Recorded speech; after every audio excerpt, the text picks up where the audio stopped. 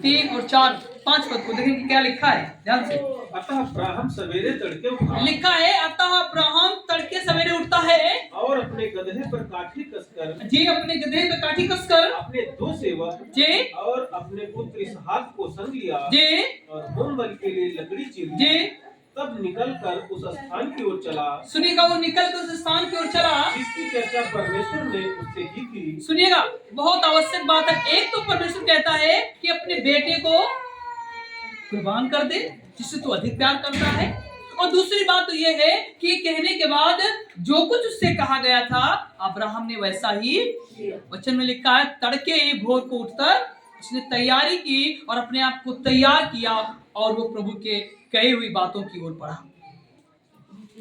आपको पता है, हमें कई बार उन बातों को करना होता जो परमेश्वर हमारे लिए आवश्यक समझता है।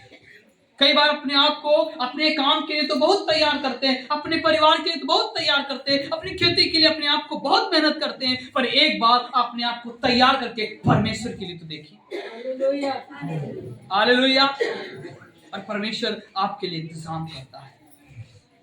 परीक्षा तो आई, पर परीक्षा के साथ साथ इंतजाम भी आया, और जब इंतजाम आया उस इंतजाम का करने वाला परमेश्वर उसको पूरा भी किया। हालेलुया। अब इसके लिए कठिन था ये कैसे होगा, पर इसको नहीं पता था कि वहां पे कुछ बदलाव आ सकता है। वचन में लिखा है अब्राहम तो सवेरे उठकर तड़के से उठकर अपनी तैयारियों को किया और उस नगर की ओर, उस जगह की ओर निकल पड़ा जो परमेश्वर ने उसे मोरिया जगह को बताया था। मैं सही कह रहा हूं? हालेलुया। और अभी देखिएगा जब वहां पे पहुंच जाता है उसका बेटा बोलता है अरे पिताजी हमारे पास में आग है, लकड़ी है, पर इसका भी मतलब क्या है तो हमारे पास में मेमना नहीं है। मेमना, आप सोचिए बहुत ही कठिन बात रही होगी। एक तो उसी का बलिदान होगा और वही लकड़ी लाद कर ऊपर ले जा रहा है। सवाल क्या पूछता है? ये नहीं पूछता तुम इसलिए क्यों करना चाह रहे हो पिताजी, पर ये पूछता है हमारे पास में आग तो है, लकड़ी भी है, पर भेड़ भेड़ नहीं है। अब्राहम क्या कहता है? कहता है परमेश्वर उसका खुद इंतजाम, परमेश्वर उसका खुद इंतजाम करेगा। आप इसलिए परेशानियों में नहीं कि परमेश्वर आपको देख नहीं रहा। यदि आप परेशानियों में भी हैं, परमेश्वर आपको देख रहा है और आपके लिए नित्य आंखें लगाए है और वो आपके लिए एक बड़े प्रावधान को करने जा रहा है।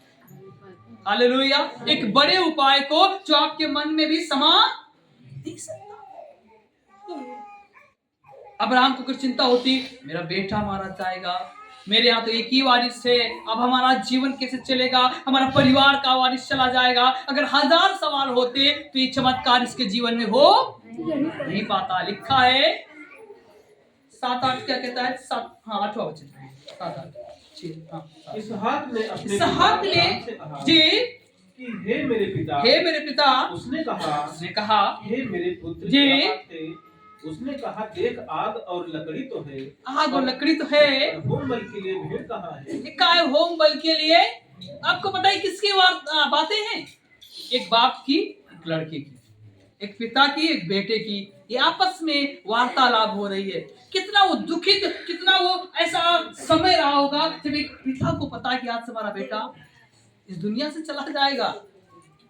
एक बेटे को भी यही पता होगा, पर दोनों में आपस में बात कर रहे हैं, हमारे पास लकड़ी तो है, आग भी है, पर बलिदान के लिए कुछ नहीं है। पर अब्राहम कहता है इसका इंतजाम कौन करेगा? कौन करेगा? परमेश्वर करेगा। कौन करेगा? परमेश्वर करेगा। हालेलुया। आपको पता है 9-10 पढ़िएगा। जब वे उस स्थान पर पहुंचे जी, जिसे परमेश्वर ने उसको बताया, जिसे परमेश्वर ने उसे बताया था, पहुंचे जी, तब अब्राहम ने वहां वेदी बनाकर जी, लकड़ी को चुन कर रखा, जी हाँ, और अपने पुत्र इसहाक को बांधकर वेदी पर की लकड़ी के ऊपर रख दिया। जी, फिर अब्राहम ने हाथ बढ़ाकर छुरी को ले लिया जी, कि अपने पुत्र को बलि करे। अब ये कठिन समय और आ गया। अभी तो कुछ नहीं था, अब तो ये आ गया कि भैया सब कुछ तैयार हो चुका है। अल्टीमेट एक निश्चित समय, इसके आगे कोई समय नहीं, बस होने ही वाला है। उसने वेदी को बनाया, लकड़ियों को चुन चुन कर रखा और सब चीज इंतजाम को कर लिया और उसको भी लिखा है बांध कर लिटा दिया। और जैसे ही उसने छुरी ली उसको घात करने के लिए, आगे क्या लिखा सुनिएगा ध्यान से, दिल थाम कर। 11 पद। तब यहोवा के दूत ने स्वर्ग से उसको पुकारा, हे अब्राहम, जे उसने कहा देख मैं यहाँ हूँ। उसने कहा उस लड़के पर हाथ मत बढ़ा और ना उससे कुछ हानि कर, क्योंकि तूने जो मुझसे अपने इकलौते पुत्र को भी नहीं रख छोड़ा। इससे मैं अब जान गया हूँ कि तू परमेश्वर का भय मानता है। तब अब्राहम ने आंखें उठाई और क्या देखा कि उसके पीछे एक मेढ़ा, लिखा है उसके पीछे एक मेढ़ा अपने सींगों से एक झाड़ी में फंसा हुआ है। अतः अब्राहम ने जाके उस मेढ़े को लिया और अपने पुत्र के स्थान पर उसे होम बलि करके चढ़ाया। हालेलुया। आपको पता है परमेश्वर उपाय करता है। अभी तो ये चिंता थी कि हम कैसे करेंगे, हम कैसे अपने बेटे पे आघात करेंगे, कैसे हम तैयार करेंगे। पर इन सब बातों के पश्चात एक बेटा, एक पिता आपसी बात के बाद में भी विश्वास से भटक नहीं रहे, आज्ञा से भटक नहीं रहे। और लिखा है जैसे उसने आघात करने के लिए सोचा, वचन में लिखा है परमेश्वर की आवाज आई, स्वर्गदूत की आवाज आई, अरे देख अब्राहम रुक जा। ये लिखा है देख अब्राहम तूने इतना परमेश्वर से प्यार किया, अपने चहेते इकलौते बेटे को भी उसके लिए कुर्बान के लिए तू तैयार है, तू धन्य है। और तेरा बेटा नहीं बल्कि जो मेमना है इससे बलिदान किया जाएगा। आपको पता है ये मेमना सिर्फ इस बात के बलिदान को नहीं दिखाता, ये मेमने का प्रतिरूप हमारा प्रभु यीशु मसीह दिखाता है, जो आने वाले समय में हमारे लिए बलिदान हो गया। और ऐसा बताया जाता है कि इस इतिहास गवाह है और वचन गवाह इस बात का कि इस संसार में एक ही ऐसा जन आया जिस संसार में आकर अपने आप को कुर्बान कर दिया, वो प्रभु यीशु मसीह। इस संसार में बहुत सारे तत्वदर्शी ज्ञानी मुनि सब आए, सबने इस संसार में आकर अपनी शिक्षा को बांटा।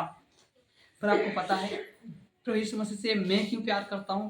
क्योंकि उसने अपनी जान को इस संसार में आकर दे दिया। आप बहुत सारे लोग आपको सिखाते बुद्धिमान बन जाएं, आप बहुत बड़े पढ़े लिखे बन जाएं, ये अच्छी बात है, आप ये करें वो करें, तमाम चीजों में आप निपुण बन जाएं। पर प्रभु यीशु मसीह ने आपके लिए अपने जीवन को देकर आपको जीवन दे दिया ताकि आप हमेशा के लिए जीवित हो जाएं। हालेलुया। और आप जिस गुलामी में, जिस बेदर्दी में, जिस परेशानियों में आप घूम रहे थे, आप तड़प रहे थे, प्रभु यीशु मसीह के लहू ने आपको वहां से धोकर शुद्ध किया और निकाल लिया। हालेलुया। आपको पता है यदि आपका अभी भी विश्वास ना हो तो फिर अनहोना होगा, क्योंकि वचन में लिखा है उसने अपने इकलौते पुत्र को भी रखने नहीं छोड़ा जो प्रभु के लिए उसने तैयार किया। और प्रभु ने कहा यस, तो गजब का जन है जो अपने इकलौते पुत्र से भी प्यार करता और उसको भी मेरे लिए तैयार करता चढ़ाने के लिए। इससे और क्या हो सकता है? लिखा है कि वो सारी जातियों में, सारे लोगों में, सारे नगरों में महान हो पाया, इतना महान हो पाया कि उससे समाज चल पाया। बात यहां इस बात की नहीं है कि क्या वो विपत्तियां या वो परीक्षाएं आप पे हो सकती हैं, पर बात इस बात से जब हम कई बार अपनी नाना प्रकार की परीक्षाओं में पढ़ते हैं, हमारा क्या रिएक्शन रहता है, हमारी क्या प्रतिक्रिया रहती है। बुखार आया, हॉस्पिटल में परेशान होकर एडमिट हो गए, बस प्रभु हमने कहां पे गलत किया है कोसते हैं। दूसरे पे आया तो कहते भैया आपने गलत किया, जब अपने पे आया तो कहते प्रभु परीक्षा ले रहा। मैं आपको कहना चाहता हूं परमेश्वर जानकर नहीं चाहता कि आप परीक्षाओं में पढ़ो। वचन में लिखा है परमेश्वर तुम्हें अपनी सामर्थ्य से ज्यादा परीक्षाओं में, साफ लिखा है परमेश्वर आपको अपनी सामर्थ्य से ज्यादा परीक्षाओं में पढ़ने। और यही हुआ जब अब्राहम जो ही अपने तलवार को निकाला मारने के लिए, वचन में लिखा है आवाज आई, हे अब्राहम रुको। हे अब्राहम, आपको पता है कई बार हम भी और आप भी दुखी होते हैं, कई बार आपको भी आवाज सुनाई पड़ती है। वो आवाज वचन के रूप में हो सकती है, आपके सेवक के रूप में हो सकती है, आपके विश्वासी के रूप में हो सकती है। आप प्रार्थना कर रहे हैं, उस दौरान आपका कुछ ऐसा ऐसी आपको सुनाई पड़ सकता है या आभास हो सकता है, यस आपको ये करना चाहिए। इसे कह रहा हूं, आपका अनुभव प्रभु के साथ इस बात को बताता है कि आपके रिश्ते बेहतर सुंदर हैं, और जब आपके रिश्ते बेहतर सुंदर हैं तो परमेश्वर आपके लिए उपाय करेगा। सुनना जरूरी है, ब्राह्मण नहीं पाता तो बेटा। और सबसे बड़ी बात है, हमको इन बातों से सीख यही मिलती है, क्या करना चाहिए? सुनना जरूरी, सुनना चाहिए। क्या चाहिए? क्या करना चाहिए? सुनना चाहिए। परिस्थितियों में भी विश्वास को बनाए। अगर आप कठिन दर्द में भी हैं, पीड़ा में भी हैं, यदि आप सुनकर प्रार्थना करें और कहें यस प्रभु, मैं चाहता हूं कि हमारी दर्द अभी बंद होने पाए, और हम डॉक्टर के पास में रात में नहीं जाने वाले, तो परमेश्वर आपके दर्द को भी बंद करता है। आपका भरोसा हो या ना हो, पर ऐसा सच है। पर आप कठिन दरमियान, आप दुख से, आप निराशाओं से होकर गुजर रहे हो, परमेश्वर आपके लिए समाधान करता है। सही कह रहा हूं? बोले हालेलुया। परीक्षाएं इसलिए नहीं है कि आप विफल हो जाएं और आप पीछे हट जाएं। परीक्षाएं इसलिए है कि आप और सफलता की ओर जाएं, कि आप और सफलता की ओर जाएं।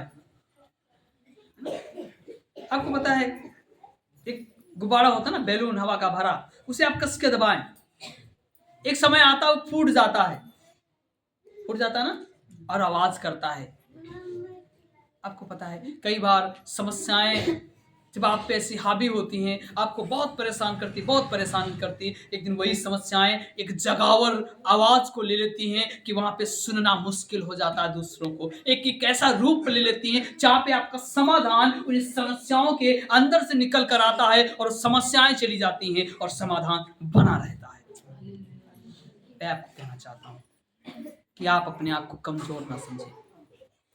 आप वो महिला नहीं है सिर्फ खाना पानी तक सीमित नहीं है, आप वो महिला है, आप यीशु के वचन के लिए तैयार है। आप वो महिला नहीं है सिर्फ अपने बच्चों को, अपने पत्नी को, पति को तैयार कराने में लगकर जीवन खत्म नहीं होने वाला है। आप वो है जो प्रभु के लिए आप तैयार हो रहे हैं अपने आप को, ताकि आने वाले दिनों में आप प्रभु के लिए वचन का प्रचार कर पाए। हालेलुया। आप अपने आप को कमजोर ना समझे। नहीं मैं तो पढ़ा ही नहीं, मैं तो पढ़ी ही नहीं, मैं तो कुछ आता ही नहीं। आपको जो आता है वो आपके पड़ोसी को और आपके लोगों को नहीं आता, कि परमेश्वर ने आपको अद्भुत रीति से चाहे। आप अपने आप को तैयार करें, आप हर दिन वचन पढ़ें, हर दिन प्रार्थना करें, और जो सिखाया जाता है उसको सीखें और सही उत्तर आपको देना आने पाए। हालेलुया।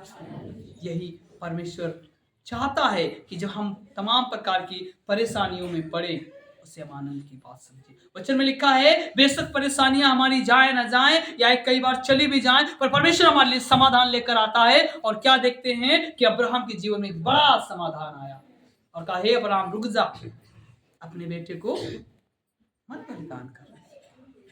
आपको पता है परमेश्वर आपका सुरक्षा करता है, परमेश्वर आपको आपके लिए इंतजाम करता है, और परमेश्वर आपके लिए उन चीजों को देता है जिनकी आवश्यकता है ना।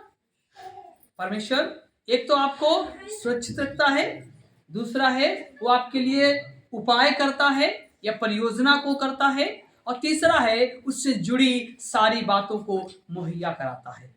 3 बातें।